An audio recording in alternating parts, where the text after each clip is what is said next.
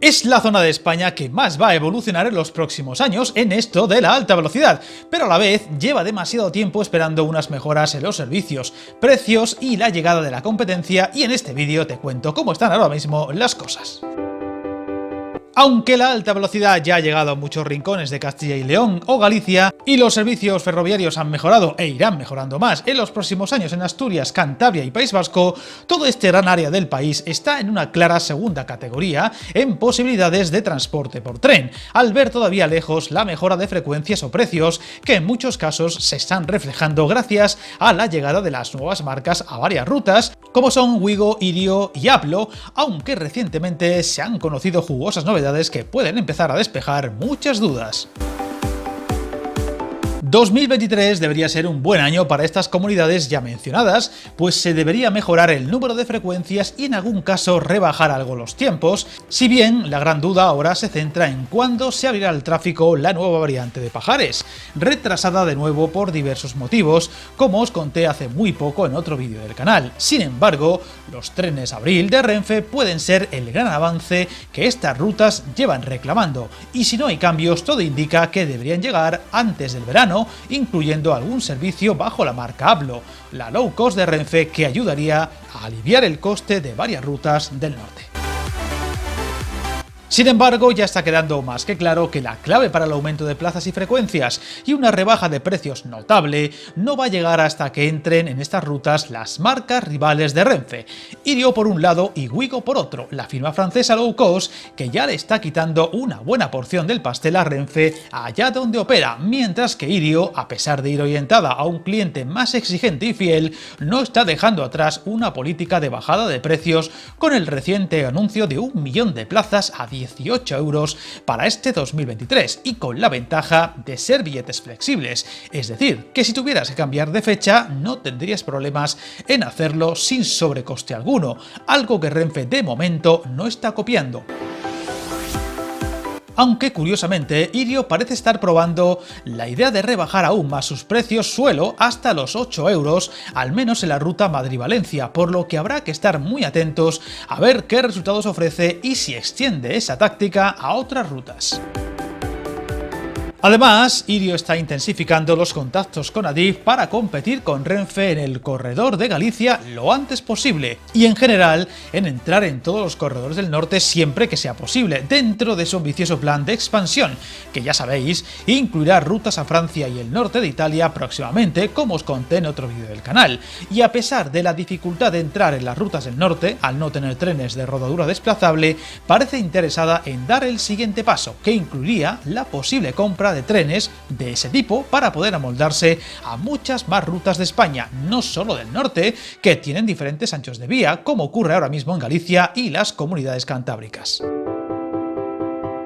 Todo hace indicar que dentro de la expansión de la liberalización del transporte sobre raíles, el corredor Madrid-Galicia será pieza clave en el futuro, en el que Renfe, de momento, rueda en solitario y donde Irio ya está en conversaciones para dar ese paso, llegándose a barajar el 2026 para comenzar a rodar hasta o desde Galicia. Eso sí, dejando claro que hasta o bien todo el recorrido sea por vía de ancho internacional, o bien pueda comprar trenes de rodadura desplazable, el salto al noroeste del país no se podrá dar, ya que limitar las rutas hasta Ourense, León o Burgos es insuficiente para una rentabilidad que dé lugar a comenzar estas operaciones.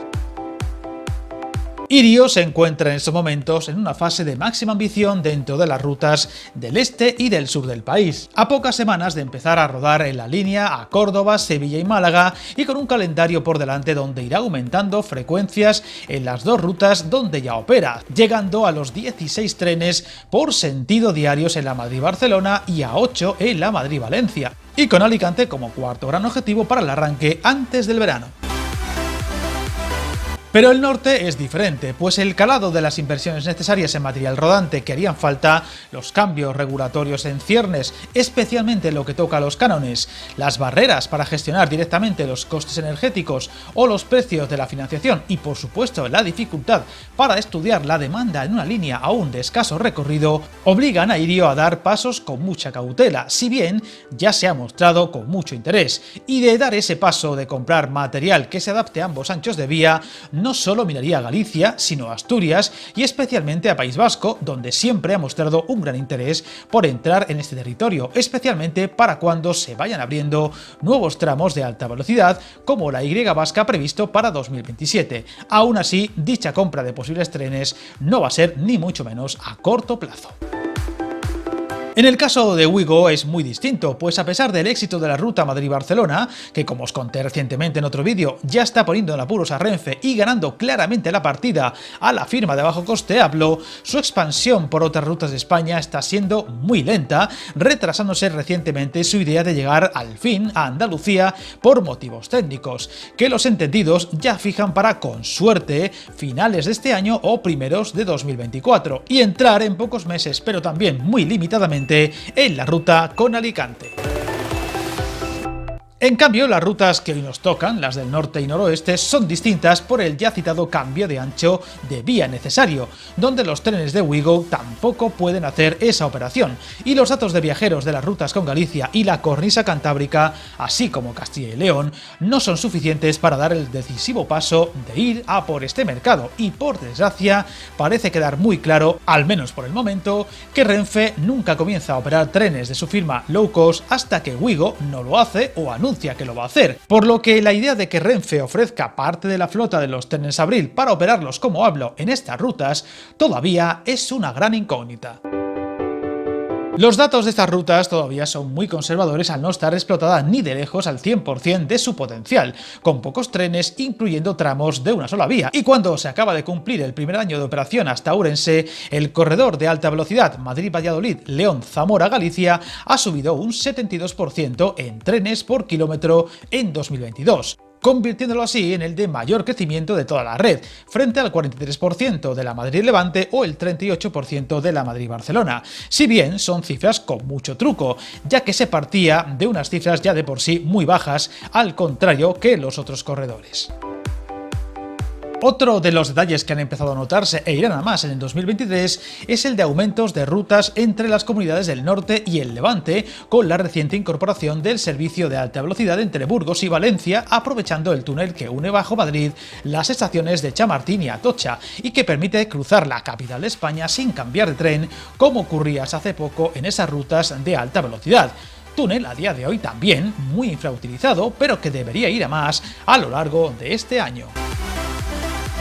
La buena noticia es que el aniversario del AVE a Ourense ha dejado cifras muy interesantes, con 1,8 millones de viajeros en el primer año de la alta velocidad a Galicia, a pesar de las muchas mejoras todavía pendientes y de un número de frecuencias muy justo, y aún así arrojando unos datos que casi cuadruplican al tráfico de 2019. Además, habrá que estar muy pendientes a los datos de las rutas con León y Asturias y sobre todo Burgos y País Vasco, que desde julio han visto mejoras de tiempos y algunas frecuencias más. Todo esto no deja de ser una gran novedad, pues la liberalización del transporte ferroviario de alta velocidad en España ha dado un vuelco en el ranking de frecuencias. Por ejemplo, la ruta entre Madrid y Barcelona va a tener a partir del 10 de marzo más de 40 frecuencias diarias y también se va a notar mucho en la Madrid-Valencia, y allá donde compiten las tres empresas, 4 marcas si incluimos Ablo, no solo aumenta el número de trenes posibles y plazas, sino que el precio baja notoriamente, con rebajas de precios que en algunas rutas ya se cifran superiores al 40%, de ahí la relevancia de que en las rutas del norte vaya atisbándose la posibilidad de la llegada de las nuevas marcas que alegren un mercado demasiado anquilosado por Renfe, entre otras cosas también por la falta de material rodante que esperemos en este 2023 se aumente considerablemente con los nuevos trenes Abril y eso se traduzca, ya veremos, en una rebaja media de precios. Si es así, lo iremos contando. Suscríbete al canal y recuerda, hasta el camino más largo se inicia con un primer paso.